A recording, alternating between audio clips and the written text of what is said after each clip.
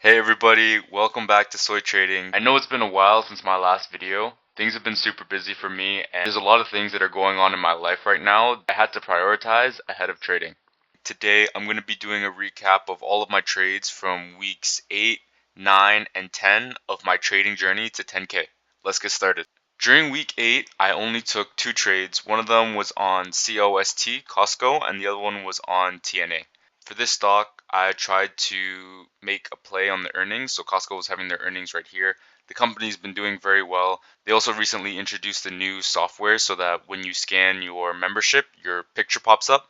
It's helped them increase their membership count because, people can't share cards as easily anymore. When I got into the trade, I was up. I was up about $200 or $250. So I could have set my take profit to 200 and then I would have gotten stopped out with a profit of 200.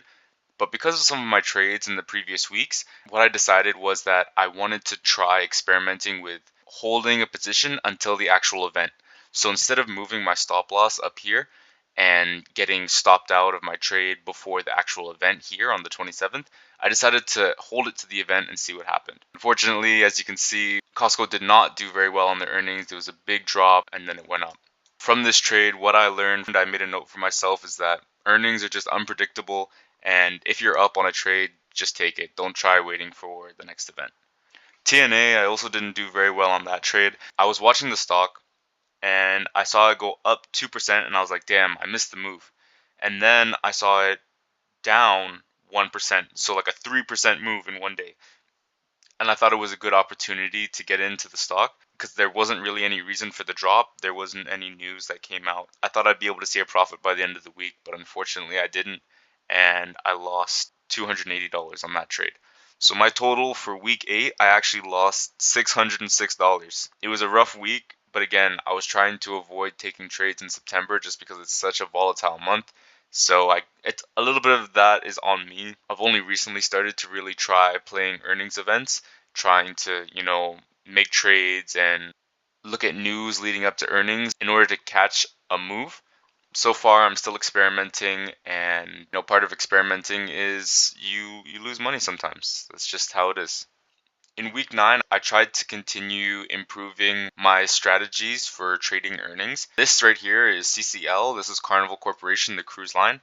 They've been doing well because of the interest rate cuts. That means debt is cheaper, more people are able to spend and go on vacation. Earnings was before the market, and also Jerome Powell was supposed to be speaking that day, which was supposed to give it a boost. I looked at some of the analyst estimates here on TradingView for the stock, and they were good. The stock was up a little bit right before the bell. But then all of a sudden the market opened and I just got this candle from hell, which was horrible. I don't even know what that was. It was a huge drawdown. I lost my entire trade right at the beginning. I didn't understand what was going on and I didn't really take a look at the fine details of the earnings. It was just a quick glance. But yeah, the stock did a nosedive. It tanked about 5% right in the morning. I lost the first trade, but after that big move down 5%, I said, this is definitely not justified. I went back and I looked at the news again and I looked at what the earnings report was. It wasn't bad enough to justify that move. So I got in again right here on the same candle and I was able to get a little bit of my money back. I had a profitable trade right here. I pretty much broke even on that. After that trade, I wanted to get back into the stock again just because, now I was at break even and now the stock might continue actually going up and be positive for the day. But what I decided was that if something is moving too unpredictably, stay out. Don't be arrogant. Don't think that you know everything. I was lucky enough to be able to make my money back on this trade, and that's when you need to be able to walk away and just say, okay, this isn't my trade. Let me find something else. One of the other trades I took that week was IBIT. Crypto had made a huge move the week before. Bitcoin was up to 64,000, which was crazy considering it was at like 52 maybe 2 weeks ago. It opened up down all the way down here. It looked like it was taking a break after a big move, but Bitcoin was still at 64,000. I thought, okay, this ETF tracks Bitcoin, so it should bounce back at some point. Unfortunately, I got closed out. It was the same day. So on September 30th, I got in here expecting the stock to go back up to closer to where it opened, but I ended up getting stopped out before the end of the day. Near the end of the week, I got really tired of trying to play earnings, so I decided to go back to what my old strategy was. Basically, this is just like looking at the RSI and looking at charts and seeing, okay, this stock has been going down for a day or two. It's showing way oversold on the RSI. Can I make some money here off of a bounce? Based on that, I actually took 3 trades on Tesla, one on Amazon, and one on TNA. Basically, I was tired of chasing earnings plays. I was looking at my watch list for oversold stocks, and I went long. These trades might have been helped a little bit by the port strike that was resolved. I was able to make a profit here. You were able to see Amazon was way oversold on the RSI, below 30 over here, so that's where I got in, and then I was able to make a profit up here. Tesla, I made $200, Amazon, I made $200, and TNA, I was actually able to make just over $300 on that trade. What I learned from this week was that I just remembered to stick to the basics. Stop trying to be fancy, play earnings events and play big events, because it could go any way, honestly. And even if I wanted to ever join a prop firm and I wanted to do challenges, a lot of the time they don't let you trade earnings anyway because it's too volatile, too risky. So I'm going to try and go back to my old strategy and stop trying to play earnings. I know that in the past I got lucky and I was able to make a lot of money off of earnings from companies like Walmart and stuff, but I've lost enough trades now that I think earnings are too unpredictable and it's not something that I really want to participate in anymore. Week 10 started off pretty well. We had a couple big things that were going on this week. We had the CPI report coming out, the PPI report coming out. Tesla was having its robotaxi event on Thursday night, and there was also AI Summit that was going to involve NVIDIA. Jensen Huang, the CEO, was going to be speaking, and AMD was also going to be involved as well. So because of that, I ignored my own advice from last week, and I tried to play this AI event. I knew that AMD and NVIDIA would be involved. I decided to go with SOXX. This is an ETF that covers a wide range of AI companies. I got in here. I was too scared to use the 3x leveraged ETF. But I figured that by using an ETF instead of investing in one of the individual stocks, I should be able to capture all of the gains. And I gave myself a lot of space to work with just to be able to ride out any ups or downs that might happen before the event. I should have just gotten NVIDIA. This ETF was all over the place. It went up to like 200, went down, went to 250. I couldn't get my stop loss in because it was moving too fast. Eventually, it was over 200, so I set my take profit to break even, and that's where I got out. I think I made about $7, but it was a break even trade.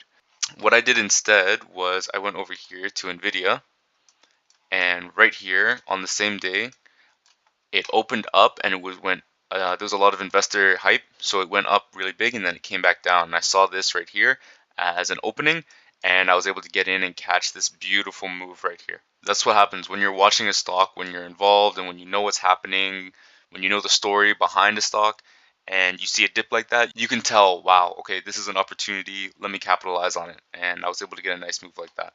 Unfortunately, I got stopped out right here, just following using my take profit rules, but Nvidia continued to go up for the rest of the week. I could have made a little bit more money if I stayed, but I'm happy with what I got. I made just over $300 on this trade. I tried doing another earnings play right here on DPZ, Domino's Pizza. This is a really exceptional company. It's not like your regular everyday pizza chain. These guys have consistently done incredibly well ever since their IPO, and they have a history of surprising on earnings. So I got in right here. The stock went up, and I used my take profit rules, but I ended up getting stopped out down here before the actual event, because after what happened with Costco and with Carnival, I decided that I didn't want to, I wasn't going to wait for earnings. Like if I was up, I'd just take it. So I used my take profit rules, and unfortunately I got stopped out. But it's honestly a good thing that I did, because at the earnings they had a huge drawdown and then a huge bounce back, which is this is something that we want to avoid when trading. Uncertain moves like this, like you can't predict something like that and you can't make money, because if I had placed my trades, I would have been stopped out and then I would have missed this big move. And then on Friday, for no apparent reason, the stock just jumped all on its own and went up 5%. I should have followed my notes from last week and avoided the earnings event. Yeah, again, this is just more evidence that earnings and events are not things that I want to be part of anymore. I did a second trade on SOXX, the semiconductor ETF right here, which worked out pretty well. There was a dip in the morning again before the event. So I saw it as an opportunity to buy. I used my take profit rules and I made $200 on there. But my big fuck up this week was on Tesla. I'm going to be straight with you guys. So Elon Musk was having a robotaxi event. It was supposed to be on Thursday night. late, like 10 p.m.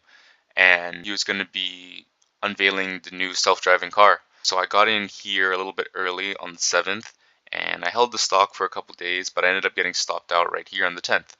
And I said, okay, it's not a big deal. Oftentimes there's a dip before really good news comes out. So I didn't mind, and I got back in the next day. Unfortunately, the event went really, really bad. There was very few specific details about the car. Elon Musk said that the price was going to be only $30,000, but he didn't say how the company would be able to reduce the costs of manufacturing the cars to be able to sell it at that price. He said that they weren't going to be available until 2026, and he's always late. Like, just look at the Cybertruck. And then also the cars were only able to fit 2 passengers, which was another disappointment. So investors were really not happy, and the stock tanked 8%. When it opened up on Friday morning, it was down 8%, and I was out of my trade. Now, if you guys have been following along with my channel, in previous videos when I made money off of earnings, I told you that there was a significant risk to holding stocks overnight. When you hold stocks overnight, your stop losses, they don't come into effect until the next morning. So that means the stock can go way up or it can go way down, and your take profit or your stop loss won't execute until 9:30 when the market opens. And that's what happened to me. So right here, the stock went down. It opened down 8% that day, and I lost just over $1,800.